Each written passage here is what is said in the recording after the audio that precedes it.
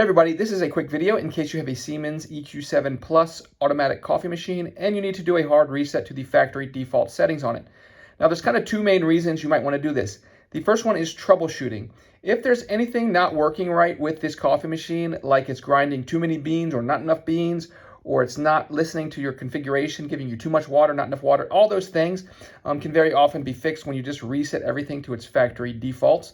The other reason is if for just whatever reason, maybe you're selling it or buying a used one, or you just want to get everything back to the way it was when it came out of the box.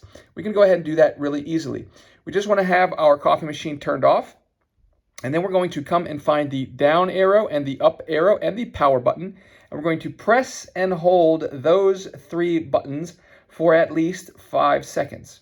After those 5 seconds is up, then we can just go ahead and hit the start button, and the factory default settings will be reset on the coffee machine, and we can set it up however we like it.